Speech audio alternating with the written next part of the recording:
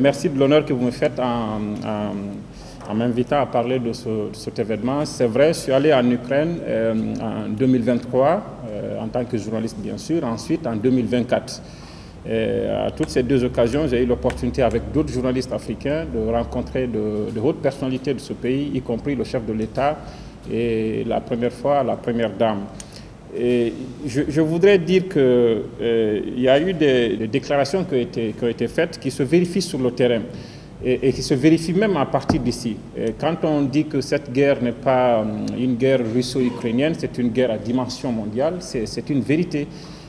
Pour l'illustrer, il faut se souvenir des premières heures de ce conflit, les prix qui ont tout de suite augmenté, même ici chez nous. Et il y a beaucoup d'autres exemples comme ça qu'on peut utiliser pour illustrer le fait qu'il y a urgence au niveau mondial que des solutions soient trouvées.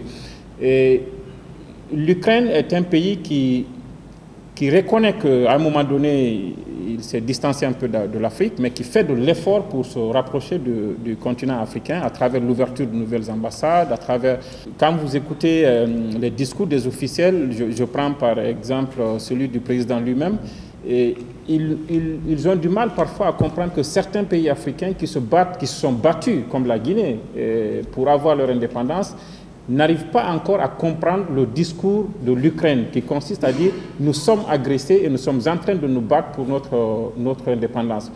Bien sûr que ça, malheureusement, c'est la résultante d'une forme de désinformation qui a existé et qui existe encore, qui a consisté dès le début de cette guerre et même maintenant à dire non, l'Ukraine ne fait pas une guerre contre la Russie, elle fait une guerre par procuration. En réalité, c'est une guerre entre l'Union européenne et la Russie.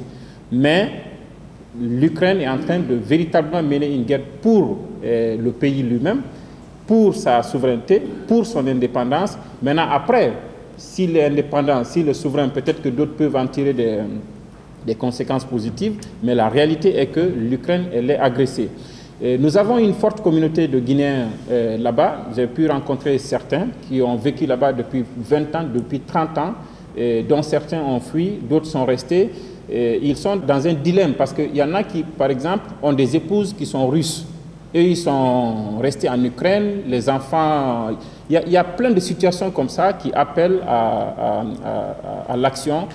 Maintenant, quand je dis appel à l'action, évidemment que l'Ukraine ne s'attend pas à ce que les pays africains déploient des armes ou des militaires sur le sol là-bas. Ce qu'ils demandent, c'est que sur le plan diplomatique, quand il y a des résolutions à prendre, notamment au niveau des Nations Unies, que les pays africains, effectivement, puissent être conséquents et prennent les bonnes résolutions et sortent parfois de cet équilibrisme qui consiste à préserver certains intérêts. Je termine par un point, parce que pour moi c'est important. C'est que souvent, même ici, avec certaines élites, quand je préparais la rédaction de mon livre, quand vous parlez avec certains, ils mettent tout de suite en avant les prétendues relations qu'on a avec la Russie dès notre indépendance. Il faut dire que ce sont des relations entre l'URSS et la Guinée, et donc des relations entre les pays qui composaient l'URSS et la Guinée, y compris l'Ukraine.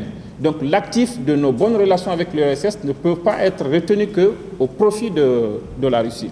Et malheureusement, il y a tellement de fake news, de désinformation, ça fait que même à un certain niveau, quand vous parlez avec certains, vous comprenez que le discours, il ne passe pas.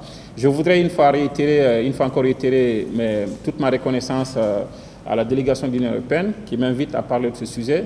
J'espère que nous aurons l'occasion, entre confrères, de parler de ce sujet pleinement. En attendant, je voudrais dire que j'ai fait un livre là-dessus qui est disponible sur Harmattan, qui décrit non seulement mon expérience de journaliste sur un terrain dans un pays en guerre par 2 fois, mais aussi mes impressions à moi, citoyen, de ce qui se passe là-bas. Merci.